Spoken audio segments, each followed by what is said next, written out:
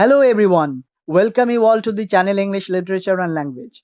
Today in this video I am going to discuss about how you should start studying English honors at your UG course.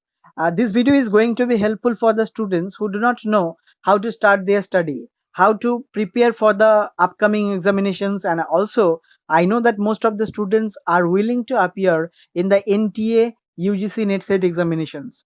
So, keeping all these things in mind and also being the student of English literature, I would like to share my own experience with all of you. And I would request you to watch the video till the end so that you do not miss any single relevant point. So, without further delay, let's start the video.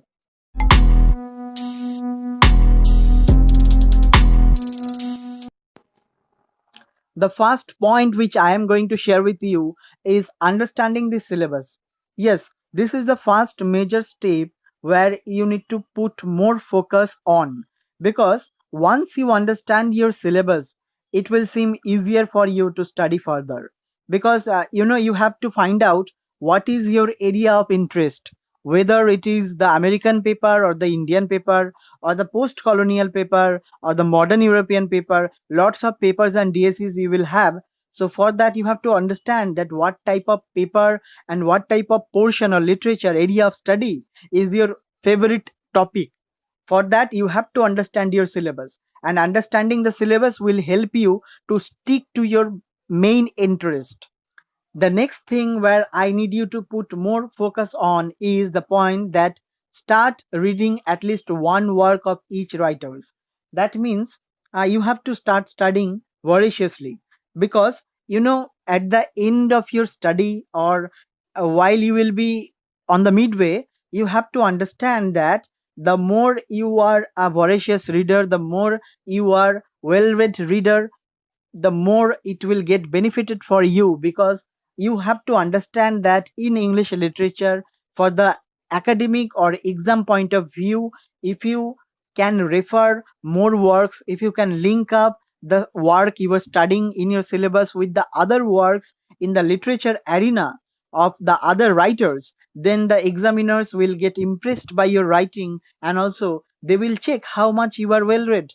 So for that reason, at least start reading one work of each author, like Thomas Hardy, James Joyce, Virginia Woolf, T.S. Eliot. Start reading all these things, and you will feel really good, because reading is a great and major part of English literature.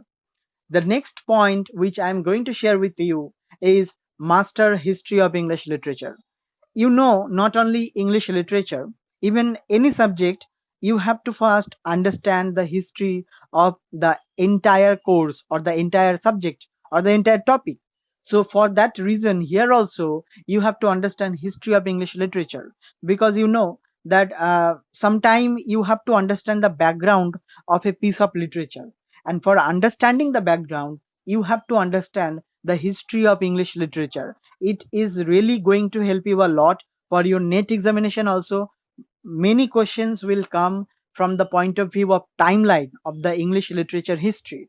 So keep that in mind, please, and start reading the works and also the background, the history of English literature. I have already made a video about what books you should follow to understand history of English literature properly, and there you are going to get the free PDF versions of the book. I am giving the link in the I button and also in the description. You can watch the video and collect your favorite books. The next thing where you should consider your more focus on, start reading literary terms. Now, what is literary term? Literary terms are a tool.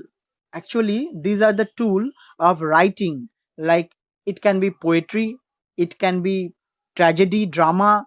So there are terms like allusions, like uh, allegory, personification, alliteration. These are the literary terms you should focus. Now the most important thing is that read at least 2 poems a day. Now you might ask me, why reading poetry?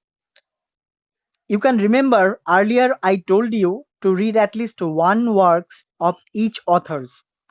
Now that could be drama, that could be novel, short story, fictional prose, And reading poetry will take your less time than reading those works like drama, short story, as I told you. So at least you can read 2 poem a day. And what it will do to you, it will increase your power of analysis, your power of observation, which is really important in your writing answers.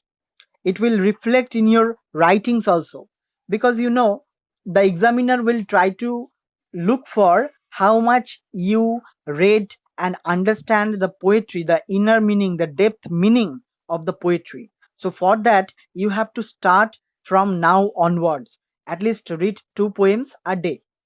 Now, the next point is quite similar. You might ask me how we should start our reading poetry.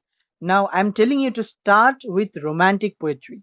This is basically, in your 12th standard or 11th standard, you had poetry of William Wordsworth, William Blake, so John Keats, even. That is why I am recommending you to start reading poetry with the romantic poetry.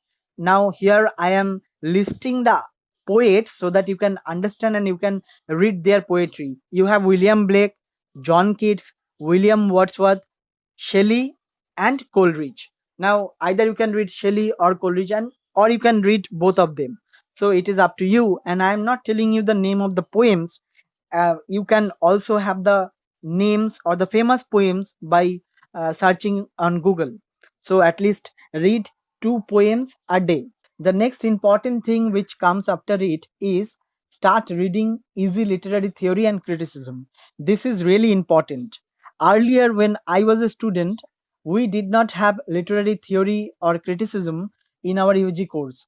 We have these in our MA courses. So I would request you, at least after your 1 or 2 exam, you can start reading literary theory and criticism. Theories like Marxist theory, post colonial theory, psychoanalytic theory, you have to read all these theories. And in criticism, you have to read from Plato to postmodernism. You have to understand and also read their works and also the criticisms made upon their work. So this is the point where you need to put more focus on. This is really important. And in net set examinations, most of the questions come from this arena, this part of literature, that is literary theory and criticism. The next point I'm going to talk about is develop your observation analytical view. Now, suppose you are reading poetry or you are reading drama or novel, whatever it is, try to stop at the important points, at the important observations. Then try to think that why this thing is happening to like that, why this incident is occurring to him or her, what is the point of view of the narrator, what is the point of view of the poet, what is he or she trying to tell us, the reader.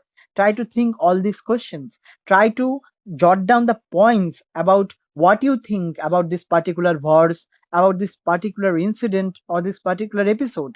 Only then you can develop your analytical power and your observation. And this is really important, as I told you, for writing answers. The next thing which comes is start preparing points for your answer. This is quite similar to the previous point. Now, as you have semester system and very paucity of time, you have to be so much alert that you cannot even miss a single bit of time, because time is really a great factor in this semester system. So what you can do, don't ever waste your time on read twice a single piece of literature. Because suppose you are reading a novel, a critical novel, and first you read and then you get the meaning and then you try to analyze it and then again read it, the important portions, then you try to make answer. This will take time and you do not have time. This is the problem in semester system. What you have to do, at the time of reading you have to make points for your answer. Try to get the 10 years question papers which you can get from any bookstall, and try to go through the university question patterns and types, have some idea, read the syllabus, and then start reading the work. Then you can understand that how you should and where you should put more focus. Then try to collect your points and incorporate the points in your answers, and it will make a great impact on your writing, I tell you. So these are the few points or the few observations which I have found that this can be necessary for all of you to understand, because you know, as a student of literature, I don't want you to realize later where you do not have time. So as a student of English literature, I would request you to please consider all these things at the beginning of your study so that you won't miss anything. And I know that you will be doing great.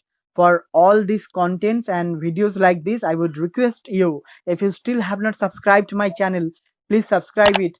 And if you like this video, please share this to your friends. Thank you everyone for watching the video.